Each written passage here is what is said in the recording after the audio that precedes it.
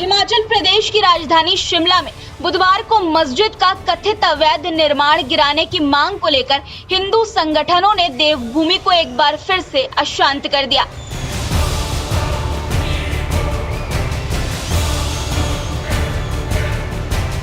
संजौली में आज फिर प्रदर्शन के नाम पर निकले लोगों ने यहां सड़क पर मस्जिद के विरोध में हनुमान चालीसा पढ़ा और जय श्री राम के नारे लगाए।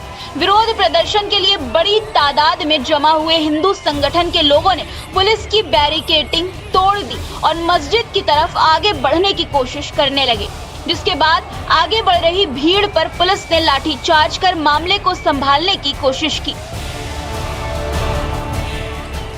भीड़ इतनी बेकाबू थी कि मस्जिद की तरफ बढ़ने से रोकने के लिए पुलिस को 2 बार लाठीचार्ज करनी पड़ी। इसके अलावा वाटर कैनन का सहारा भी लेना पड़ा हिंदू संगठन के लोगों को मस्जिद की तरफ बढ़ने से रोकने के लिए।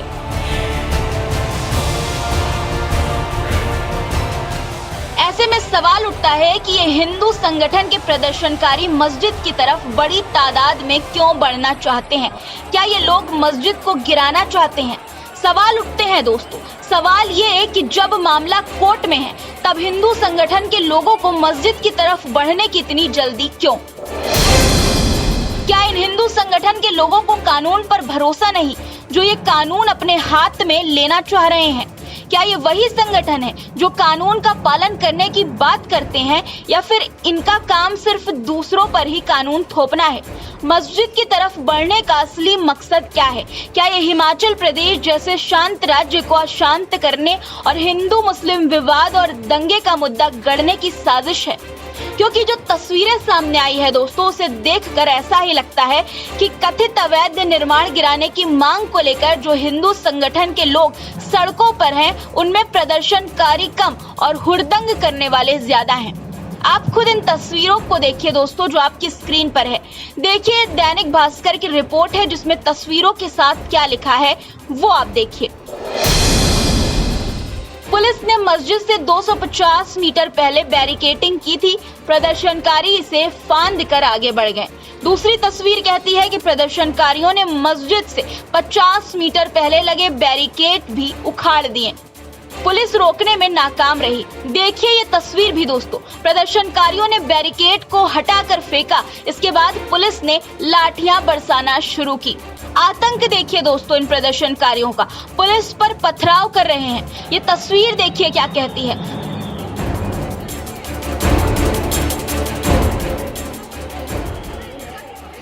पुलिस के रोकने पर प्रदर्शनकारियों ने पथराव कर दिया, जिसमें एक सिपाही घायल हो गया। आपकी स्क्रीन पर दोस्तों तस्वीरें हैं जिसमें आप देख सकते हैं कि किस तरह से घायल पुलिसकर्मी को दूसरे पुलिसकर्मी ले जा रहे हैं। दोस्तों यहाँ पर 2 वाकया मैं आपको याद दिलाती हूँ। पहला, किसान आंदोलन, जहाँ कील गाड़ कर बॉर्डर पर बैरिकेडिंग लगाकर किसानों को बॉर्डर पर ही रोक लिया गया, लेकिन किसी ने कानून हाथ में नहीं लिया। हाँ, उन्हें खालिस्तानी, पैसा लेने वाले आंदोलनकारी जैसे नामों से जरूर नवाजा गया। और अब जब हिंदू संगठन के लोग मस्जिद की तरफ बढ़ते हैं, बैरिकेड तोड़ते हैं, पत्थरबाजी करते हैं, तो इन्हें क्या कहा जाए? क्या ये देशभक्त हैं जो कानून की धज्जियां उड़ाकर धर्म और राज्य की ठेकेदारी कर रहे हैं? राज्य में सरकार है, कानून है, देश में अदालत है, कोर्ट में मामला चल रहा है। आप फैसले का इंतजार करो। कानून को हाथ में लेने से क्या होगा? क्या जरूरत है कानून को हाथ में लेने की? इस तरह से अशांति फैलाने की क्या जरूरत है? क्यों दंगा भड़काने वाला काम किया जा रहा है? दूसरा वाकया दोस्तों, मध्य प्रदेश के छतरपुर जिले में 21 अगस्त को थाने पर हुए पत्थर कांड का, जिसके बाद हाजी शहजाद अली के बंगले को पहले बुलडोजर से जमींदोज कर दिया गया। उसके बाद छतरपुर पुलिस ने उन्हें गिरफ्तार कर जेल भेज दिया। ऐसे में अब जब हिंदू संगठन के लोग पुलिस पर पथराव कर रहे हैं, कानून व्यवस्था बिगाड़ने की कोशिश कर रहे हैं, कानून को अपने हाथ में ले रहे हैं, तो इसे सही कहेंगे या गलत? ये कितना सही है दोस्तों, आप ही कमेंट में बताइए। इस मुद्दे पर कांग्रेस के सीनियर नेता और हिमाचल प्रदेश के मंत्री विक्रमादित्य सिंह का बयान भी आया है। उन्होंने कहा कि सभी को शांतिपूर्ण तरीके से प्रदर्शन करने का अधिकार है, लेकिन कोई ऐसी स्थिति न बने जिससे प्रदेश की शांति खराब हो। प्रदेश का लॉ एंड ऑर्डर बिगड़ने नहीं दिया जा सकता। पूरा मामला कोर्ट में है। अगर वो जगह अवैध पाई गई तो कार्रवाई होगी, कानून के तहत उसको ढहाया जाएगा। दोस्तों, आपको बता दें कि डीसी अनुपम कश्यप ने संजौली में धारा 163 लागू की है। इसके तहत सुबह 7 बजे से रात के 12 बजे तक 5 या इससे ज्यादा लोगों को इकट्ठा होने या हथियार लेकर चलने की इजाजत नहीं है। पुलिस ने मंगलवार रात को संजौली में शांति बनाए रखने के लिए फ्लैग मार्च भी निकाला था, लेकिन फिर भी आज प्रदर्शनकारियों ने पुलिस की लगाई हुई बैरिकेडिंग तोड़ दी और पथराव भी किया। दोस्तों, संजौली में मस्जिद 1947 से पहले हुआ था। 2010 में इसकी पक्की इमारत बननी शुरू हुई तो नगर निगम में शिकायत की गई। अब मस्जिद 5 मंजिला है। नगर निगम 35 बार अवैध निर्माण तोड़ने का आदेश दे चुका है। मस्जिद के निर्माण को लेकर 2 बातें कही जा रही हैं। दोस्तों, मुस्लिम संगठनों का कहना है कि मस्जिद 1950 से पहले की है, वहीं हिंदू संगठनों का कहना है कि इसका निर्माण 1996 के आसपास हुआ है। मुस्लिम संगठनों ने कहा है कि मस्जिद वक्फ बोर्ड की जमीन पर बनी है, जबकि सरकार के मंत्री अनिरुद्ध सिंह का कहना है कि मस्जिद का निर्माण जिस जमीन पर किया गया है वो हिमाचल सरकार की है। 2010 से संजौली मस्जिद का मामला कमिश्नर कोर्ट में चल रहा है। 2023 में निगम ने मस्जिद के शौचालय तोड़वा दिए थे। दोस्तों, अब जो ताजा विवाद है वो 31 अगस्त से शुरू हुआ, जब 2 गुटों के बीच मारपीट हुई। इसके बाद हिंदू संगठनों ने मस्जिद का अवैध निर्माण गिराने की मांग की। दरअसल व्यक्ति से मारपीट के विरोध में हिंदू संगठन भड़क गए। उन्होंने संजौली में 1 सितंबर और चौड़ा मैदान में 5 सितंबर को प्रदर्शन किया। इसके बाद 7 सितंबर को कमिश्नर कोर्ट में 45वीं बार सुनवाई हुई।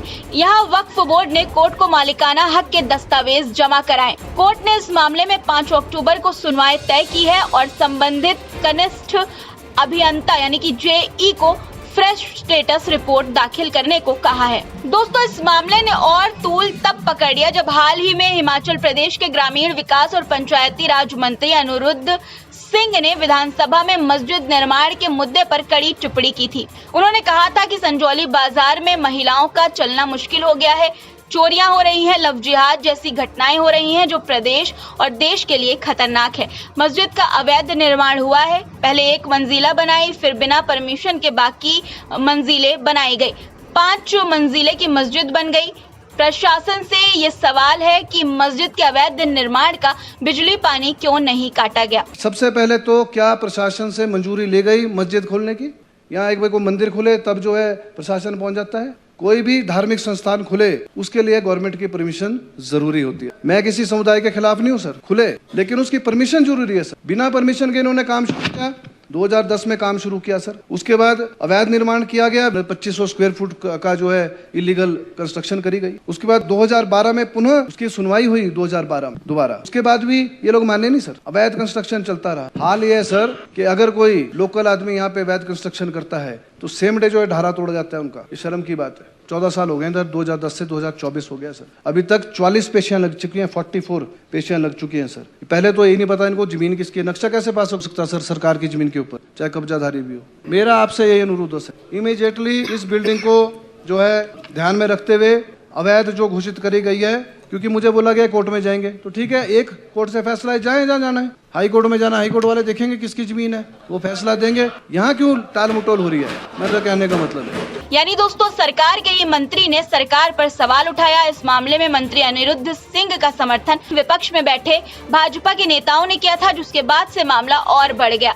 बता दें कि पंचायती राज मंत्री अनिरुद्ध सिंह भी प्रदर्शन स्थल पर गए थे। दोस्तों, AIMIM प्रमुख असदुद्दीन ओवैसी ने अनिरुद्ध सिंह द्वारा मस्जिद पर सवाल उठाए जाने को लेकर एक्स पर लिखा था कि हिमाचल में कांग्रेस सरकार में मंत्री अनिरुद्ध सिंह भाजपा की भाषा बोल रहे हैं। ओवैसी ने सोशल मीडिया पर एक वीडियो पोस्ट कर कहा था कि क्या हिमाचल की सरकार भाजपा की है या कांग्रेस की? हिमाचल की मोहब्बत की दुकान में नफरत ही नफरत है। इस मामले पर हिमाचल प्रदेश के मंत्री सुखविंदर सुक्खू ने अब कहा है कि प्रशासन हर चीज को देख रहा है, शांतिपूर्ण प्रदर्शन पर कोई रोक नहीं है। हम सभी समुदाय का सम्मान करते हैं, कानून को हाथ में लेने की किसी को भी इजाजत नहीं दी जाएगी। राजनीतिक रंग देना ठीक नहीं है। सदन में कमेटी गठित कर दी गई है जो कि स्ट्रीट वेंडर के लिए पैरामीटर तय करेगी। मस्जिद में कानून के हिसाब से कार्रवाई होगी। दोस्तों, सवाल बहुत हैं पर जवाब उतने ही कम। मस्जिद का अवैध निर्माण हुआ है या नहीं, ये फैसला तो कोर्ट करेगा, लेकिन जिस तरह से लोग बैरिकेड तोड़ते हुए धर्म की आड़ में दंगे भड़काने की कोशिश कर रहे हैं, वो कहीं से भी ठीक नहीं है। कोर्ट का इंतजार क्यों नहीं हो रहा है, ये भी बड़ा सवाल है। आखिर मैं कहना चाहती हूँ बस यही कि भाई, सरकार का काम है कानून व्यवस्था बनाए रखना, लेकिन जब खुद सरकार के मंत्री ही मस्जिद पर सवाल उठाएं और विपक्ष भी इस खेल में शामिल हो जाए, तो सोचिए कि हम किस दिशा में जा रहे हैं। क्या सच में हम विकास की ओर बढ़ रहे हैं या फिर नफरत की आग में खुद को झोंक रहे हैं? ये सवाल आपको सोचना है दोस्तों। सवाल ये नहीं है कि मस्जिद अवैध है या वैध, सवाल ये है कि हम एक कानून प्रणाली वाले देश में रहते हैं जहां अदालतें हैं, प्रशासन है। फिर क्यों कुछ लोग कानून को अपने हाथ में लेकर प्रदेश को अशांत करने पर तुले हैं? और ये साजिश आखिर किसके फायदे के लिए रची जा रही है? क्या ये सब राजनीतिक लाभ के लिए है या फिर वाकई में किसी समुदाय के अधिकारों का हनन हो रहा है? आप ही कमेंट में अपनी राय जरूर बताइए दोस्तों इस पर, और चैनल को अगर आपने सब्सक्राइब नहीं किया है तो जरूर से कर लीजिए।